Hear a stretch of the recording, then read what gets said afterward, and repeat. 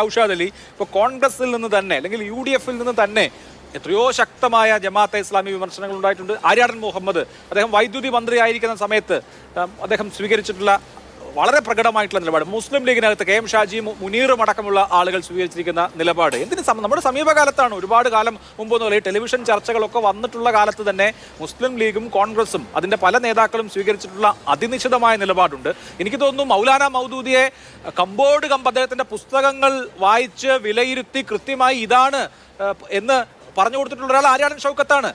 ഒരു തരത്തിലും ജനാധിപത്യത്തെ സ്വീകരിക്കാത്ത, ജനാധിപത്യത്തെ നിഷ്കാസനം ചെയ്യുന്ന ആളുകളാണ് ജമാഅത്തെ ഇസ്ലാമി എന്ന് ആര്യാടൻ ഷൗക്കത്ത് മാതൃഭൂമിയിൽ ലേഖനം എഴുതുന്നത് 2016 നോക്കൂ, മോദി വന്നതിന് ശേഷം ഉള്ള 2 കൊല്ലം കഴിഞ്ഞിട്ട് ഇപ്പുറത്താണ് ആ നിലപാട് പ്രഖ്യാപനം.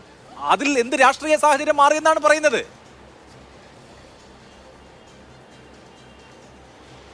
അഭിലാഷ്, ഇവിടെ ഒരു കാര്യം വളരെ വ്യക്തമാക്കാൻ ആഗ്രഹിക്കുന്നത്, കാരണം അത് എനിക്ക് ആശയപരമായ ദൃഢതയുള്ളത് കൊണ്ടാണ് ഞാനത് വ്യക്തമാക്കുന്നത്. ജമാഅത്തെ ഇസ്ലാമിയുടെ പ്രത്യയശാസ്ത്രപരമായ രാഷ്ട്രീയമായ വീക്ഷണങ്ങളോടോ നയസമീപനങ്ങളോടോ യാതൊരു തരത്തിലും ഒത്തുപോകുന്ന ഒരു പ്രത്യയശാസ്ത്രമല്ല ഇന്ത്യൻ നാഷണൽ കോൺഗ്രസിൻ്റേതും ഇന്ത്യൻ യൂണിയൻ മുസ്ലിം ലീഗിൻ്റേതും അല്ലെങ്കിൽ UDF-ൻ്റേതും ഒക്കെ. പ്രത്യയശാസ്ത്രപരമായിട്ട് വ്യത്യസ്തങ്ങളായ വീക്ഷണങ്ങളും ഭിന്നതകളും ഒക്കെ അവിടെ ഉണ്ട്. പക്ഷേ ഇവിടെ ഒരു രാഷ്ട്രീയ പിന്തുണ പറയുമ്പോൾ ഇവിടെ PDP-യും ജമാഅത്തെ ഇസ്ലാമി അല്ലെങ്കിൽ വെൽഫെയർ പാർട്ടിയും നിലപാട് സ്വീകരിച്ച് മുന്നോട്ട് വന്നാണല്ലോ നമ്മുടെ ചർച്ച.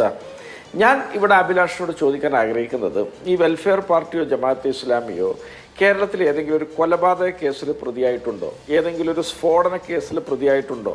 ഏതെങ്കിലും ഒരു തീവ്രവാദ ഭീകരവാദ ബന്ധമുള്ള ഏതെങ്കിലും കേസിൽ ഈ സംഘടനയിൽപ്പെട്ട ആരെങ്കിലും പ്രതിയായിട്ടുണ്ടോ എന്നുള്ളത് നിങ്ങൾ അന്വേഷിക്കുക.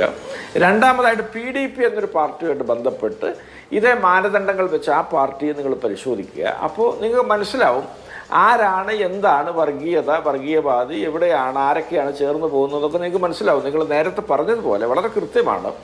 ഇവിടെ CPM-നെ പിന്തുണച്ചു കഴിഞ്ഞാൽ അവരാരെയും വെള്ളപൂശും, എന്നാൽ അവരോട് പിണങ്ങി മാറിക്കഴിഞ്ഞാൽ അവർ തീവ്രവാദിയാക്കും, ഭീകരവാദിയാക്കും. ഇപ്പോൾ ഇത് രാഷ്ട്രീയമാണല്ലോ, ഇത് നാളെ എങ്ങനെ പോകുന്നതെന്ന് നമുക്ക് പറയാൻ പറ്റില്ല. നാളെ ഈ വെൽഫെയർ പാർട്ടിയും CPM-ഉം തമ്മിലൊരു ധാരണയുണ്ടെങ്കിൽ ഇതേ CPM-മാർ നേരെ തിരിച്ചും പറയാൻ തുടങ്ങും. കാരണം അപ്പോൾ പിന്നെ ഈ വെൽഫെയർ പാർട്ടി ജമാഅത്തെ ഇസ്ലാമിയൊക്കെ കോർപ്പറേറ്റ് സാമ്രാജ്യത്വ സയനിസ്റ്റ് കൊളോണിയൽ വിരുദ്ധ രാഷ്ട്രീയത്തിൻ്റെയൊക്കെ ആ പ്രതീകങ്ങളായിട്ട് അവർ പറയാൻ തുടങ്ങും. അപ്പോൾ അവരെ സംബന്ധിച്ചിടത്തോളം തീർത്തും അവസരവാദപരമായ സമീപനങ്ങളാണ് അവർ സ്വീകരിക്കുക. ഞാൻ 94-95 കാലത്ത് നമ്മുടെ തിരൂരങ്ങാടി ഉപതെരഞ്ഞെടുപ്പിൻ്റെ കാലത്താണ് EMS നമ്പൂതിരിപ്പാട് ദേശാഭിമാനിയിൽ ലേഖനം എഴുതിയത്. കാരണം ഇവിടുത്തെ അന്നത്തെ സുലൈമാൻ സേട്ടുവും അതുപോലെ തന്നെ ഇതേ അബ്ദുൽ നാസർ മഅദനിയൊക്കെ മഹാത്മാഗാന്ധിക്കും തിലകനൊക്കെ തുല്യരാണ്, അവരൊക്കെ ആ ഒരു സമാന പരിവേഷത്തിലുള്ളവരാണ് എന്ന് പറഞ്ഞുകൊണ്ട് വർഗീയതയെ ചൂഷണം ചെയ്യാൻ പരസ്യമായിട്ട് അതിന് പ്രത്യയശാസ്ത്ര ഊടും പാവും ഒക്കെ നൽകിയിട്ട് EMS മുതലുള്ള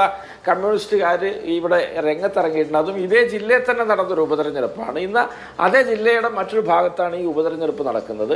ഇവരിപ്പോഴും ഇത്തരത്തിലൊക്കെയുള്ള വർഗീയ പ്രക്ഷേപണങ്ങൾ നടത്തിക്കൊണ്ടേയിരിക്കും. അവർക്ക് ഒരു കാലത്തും ഒരു നിലപാടും ഒരു നയവും ഒരു തരത്തിലുള്ള ഒരു വാക്കിനും പ്രവൃത്തിക്കും തമ്മിലുള്ള ഒരു ബന്ധമൊന്നും ഈ വിഷയത്തിൽ ഒരു കാലത്തും കേരളത്തിലെ കമ്മ്യൂണിസ്റ്റ് പാർട്ടികൾക്കില്ല. ഞങ്ങളെ സംബന്ധിച്ചിടത്തോളം ഞങ്ങൾക്ക് പ്രത്യയശാസ്ത്രപരമായ ഞങ്ങളുടെ വിരുദ്ധ ചേരിയിലാണ്.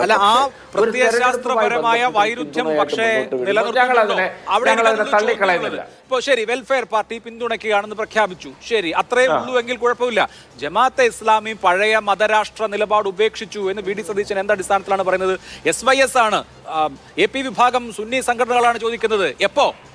എപ്പോഴാണ് ഞങ്ങളൊന്നും അറിഞ്ഞില്ലല്ലോ, എപ്പോഴാണ് ജമാഅത്തെ ഇസ്ലാമി മതരാഷ്ട്രവാദം ഉപേക്ഷിച്ചത് എന്ന് അവരാണ് ചോദിക്കുന്നത്. 2014 UDF സർക്കാർ തന്നെ ഹൈക്കോടതിയിൽ കൊടുത്തിട്ടുള്ള സത്യവാങ്മൂലത്തിൽ പറയുന്ന കാര്യങ്ങളൊക്കെ ഇപ്പൊ മാറിയെങ്കിൽ അത് എങ്ങനെ മാറി എന്ന് കോൺഗ്രസ് അല്ലേ പറയേണ്ടത്? ഇവിടെ അഭിലാഷ്, ഇവിടെ ഈ വെൽഫെയർ പാർട്ടിയുടെ പ്രതിനിധികളെയും ജമാഅത്തെ ഇസ്ലാമിക്കാരെയൊക്കെ നിങ്ങൾ ചർച്ചയ്ക്ക് വിളിച്ചു കഴിഞ്ഞാൽ നിങ്ങൾക്ക് തന്നെ ഈ ചോദ്യം വളരെ വ്യക്തമായിട്ട് അവരുടെ ഭാഗം എനിക്കില്ലാത്തതുകൊണ്ട് ഞാൻ അതിൻ്റെ വിശദാംശങ്ങളിലേക്ക് കടക്കുന്നില്ല. കാരണം ഞാൻ അങ്ങനെ കൂലങ്കഷമായിട്ട് ഇവരുടെ ഭരണഘടന മുമ്പും പിമ്പും ഒന്നും തലമുടി നാരിഴ കീറി വിശകലനം ചെയ്ത് അപഗ്രഥിച്ച ഒരാളല്ല. അതുകൊണ്ട് അത്തരമൊരു ചർച്ചയൊക്കെ നമുക്ക് നിങ്ങൾ പിന്നൊരു ദിവസം വെക്കുകയാണെങ്കിൽ നമുക്കത് ചർച്ച ചെയ്യാം. കാരണം അല്ലെങ്കിൽ നിങ്ങൾ ഇത് ആധികാരികമായിട്ട് പറയാൻ പറ്റുന്ന ആളുകളോട് ചോദിക്കണം. ഞാനതിന് ആളല്ല. അതുകൊണ്ട് നിങ്ങൾ രാഷ്ട്രീയവുമായിട്ട് ബന്ധപ്പെട്ട കാര്യങ്ങൾ പറയുകയാണെങ്കിൽ ഇത് കേരളത്തിലെ ജനങ്ങൾ പൊട്ടന്മാരോ വിഡ്ഢികളോ ഒന്നുമല്ല. അവർക്ക് വളരെ കൃത്യമായ രാഷ്ട്രീയ ബോധവും ഉണ്ട്. തെരഞ്ഞെടുപ്പിൽ വിജയിക്കേണ്ട പക്ഷത്തേക്ക് എങ്ങനെ വോട്ട് ചെയ്യണം എന്നുള്ളതിനെ കുറിച്ച് അവർക്ക് അറിയാം. അപ്പോൾ വിജയിക്കുന്ന ഒരു പക്ഷം വിജയിക്കണമെങ്കിൽ ഉണ്ടാകേണ്ട ഒരു സാഹചര്യങ്ങളെക്കുറിച്ചൊക്കെ അവർ ബോധവാന്മാരാണ്. അതുകൊണ്ട് ഇതൊക്കെ ഇങ്ങനെ കെറിവിച്ചും അസൂയ മൂത്തും അല്ലെങ്കിൽ എന്തെങ്കിലുമൊക്കെ പരദൂഷണം പറഞ്ഞും ഒക്കെ ഇതിൽ നിന്ന് ഒരു നേട്ടവും ഉണ്ടാകാൻ പോകുന്നില്ല. പിന്നെ ഇത്തരമൊരു ചർച്ചയിൽ നിലമ്പൂരിൻ്റെ തെരഞ്ഞെടുപ്പിനെ തളച്ചിടാൻ ഞങ്ങൾക്ക് താല്പര്യമില്ല. ഈ സംസ്ഥാനത്ത് നീറുന്ന നിരവധിയായ വിഷയങ്ങളുടെ പരിച്ഛേദമാണ് നിലമ്പൂർ അസംബ്ലി നിയോജക മണ്ഡലം. അവിടെ മലയോര രാഷ്ട്രീയമുണ്ട്, വനം വന്യജീവി വിഷയങ്ങളുണ്ട്, മനുഷ്യൻ്റെ അടിസ്ഥാനപരമായ അവൻ്റെ നിലനിൽപ്പിന് ആധാരമായ വിഷയങ്ങളാണ് അവിടെ ചർച്ചയ്ക്കെടുക്കേണ്ടത്. അല്ലാതെ ഇത്തരത്തിലുള്ള പിന്നെ ഇക്കിളി പൈങ്കിളി ലുട്ടാപ്പി കഥകളുടെ പിന്നെ വർഗീയ രാഷ്ട്രീയത്തിനൊന്നും അവിടെ ഒരു പ്രസക്തിയില്ല. ഇതിന്റെ ഗൗരവം എത്രത്തോളം ഉണ്ട് എന്നുള്ളതൊക്കെ എല്ലാവർക്കും അറിയാം. ഈ ചർച്ചയിൽ വലിയ പ്രസക്തിയില്ല.